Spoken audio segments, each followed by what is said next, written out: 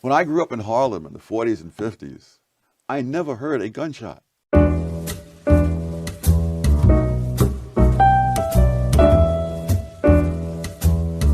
Well, let me read what you say in your preface. You say, "Let me state here, and now that these essays do not mean, one, all Southern whites were or are rednecks; two, all black Americans today or in the past were or are black rednecks. One cannot predict," you write, "much less forestall all the clever misinterpretations that others might put on one's words. The most that can be done is to alert honest people to the problem." Black rednecks, who are they? These would be blacks who came out of the Southern culture and who carried that culture with them north into the urban ghettos and into the ghettos of the South for that matter, and who have not moved out of that culture since. Over the years, both blacks and whites have moved away from that culture. But in the poorest and worst of the ghetto areas, there are lots of people who have not. And these kinds it's a culture which didn't do whites any good, and it's certainly not doing blacks any good today. And the tragedy is that people regard this culture as somehow the authentic black culture, and therefore you're not to interfere with it. I'm proud to be a bartender. Ain't nothing wrong with that. I don't feel no ways tired. I come too far from where I started from. Black English is considered not quite proper English. On the other hand, if blacks happen to have all the power and own all the corporations and whites were working for them, it would be the other way around. There was a period, I'm trying to remember now, I believe it was in the mid-70s when substandard English began to become viewed as a discipline of its own within linguistic studies and so forth. And for all I know, it was all perfectly legitimate that certain speech patterns would be traced back to various regions in Africa and so forth. And this is a language of its own. It has its own validity. But your argument would be, I don't really care what its validity is. It's holding people back. It's preventing them from participating in the wider society. Is that right? Absolutely. And also, none of these things went back to Africa. Oh, is that so? No. Yes, they did not go back to Africa.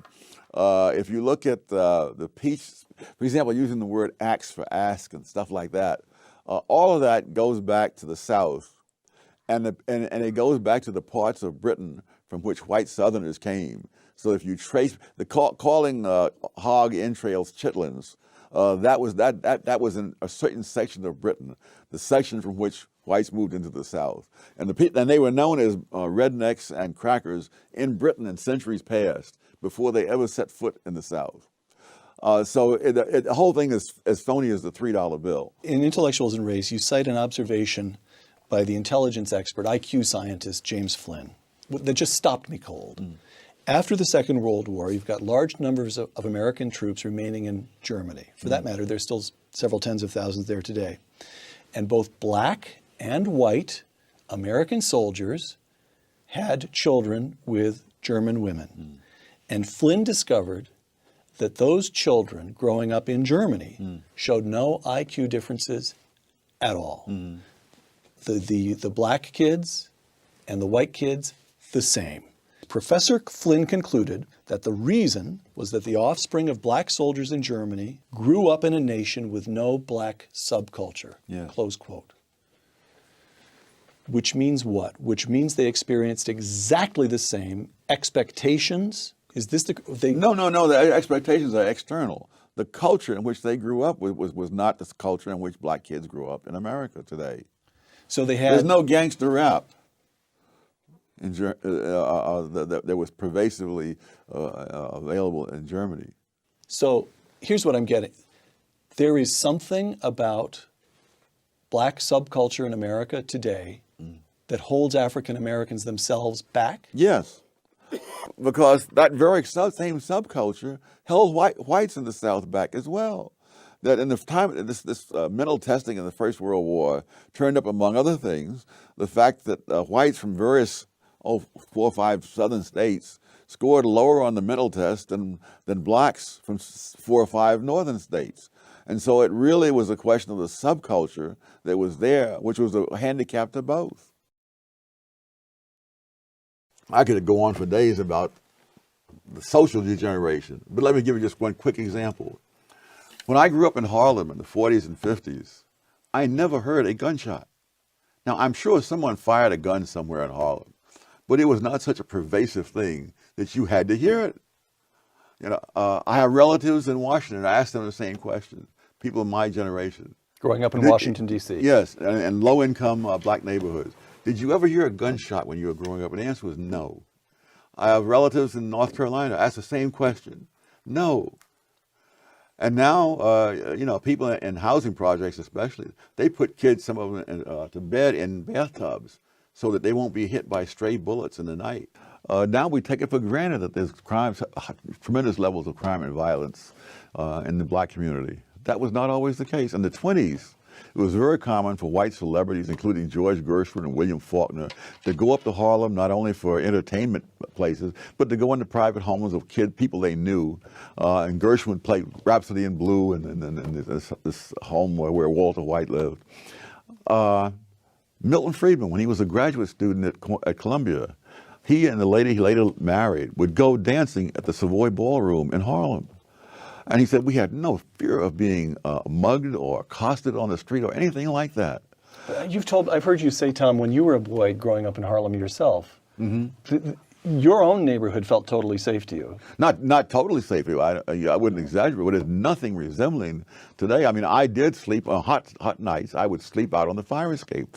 When I tell people in Harlem that today, they think I'm from another galaxy, But that people slept on the fire escapes in New York and in the public parks in the 30s, all over the city, because it was not a jungle. And you could run through a great number of other things. Children raised without two parents present. That was about 22% in 1960. One generation later, it was 67%, and it's gone up a little since then as well. And now the rate among whites is higher than it was among blacks in 1960. Right. I take responsibility. I take responsibility. I take responsibility. Black people are being slaughtered in the streets, killed in their own homes. These are our brothers and sisters. Our friends, our family. We are done watching them die. How do you define a white liberal? Those kinds of people who have the kinds of attitudes that are called liberal in the United States, although the word is misused, those people have created an atmosphere in which these counterproductive cultures are to be celebrated, perpetuated, and the consequences overlooked. It reminds me of a scene in the Blue Max where this general is encouraging this daredevil pilot to do all kinds of wild stunts, you see, knowing that the guy's going to kill himself if he keeps doing this, and therefore the general will be rid of a political problem. Now, I don't think that the white liberals are doing this deliberately, but I think the net results are the same. They are cheering blacks on and doing things that are absolutely self-destructive. One of the things I discovered in the research for my book I'm currently working on is that leaders of groups that are lagging in countries around the world almost invariably have counterproductive policies for them.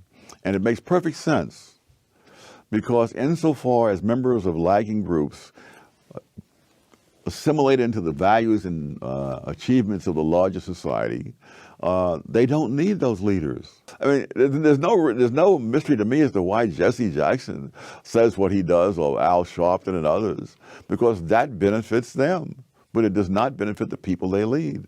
And all the incentives are for leaders to lead people into things that don't help the people, but help the leaders. What you'd create there would be an exception for Dr. King, though, wouldn't there? Yes, but one of the things he was different because he was earliest, or what? Why? What's different about it? Well, it's like insurgent movements in general. When an insurgency starts off, by definition, it has an uphill battle. Now, and you can look at the history of Christianity, for heaven's sake. If you're going to be a Christian in the Roman Empire, before in the first century, you had a lot of grief to go through. Now, but after Christianity becomes the official religion of the Roman Empire, this is a bonanza, and there's a lot to be done. And so now you will follow policies that are the opposite of what you advocated. You would see that with all kinds of other insurgent movements. Somewhere, watching this interview, there's a young Thomas Sowell. There's an African American who's smart and wants to do something with his life. It seems to me we've already got one piece of advice you'd offer to him is stay away from the races industry. Stay away from the race hustlers. What advice would you give a young Thomas Sowell? How do you make something of yourself as an African American in America today? The way anybody else would. You equip yourself with skills that people are willing to pay for.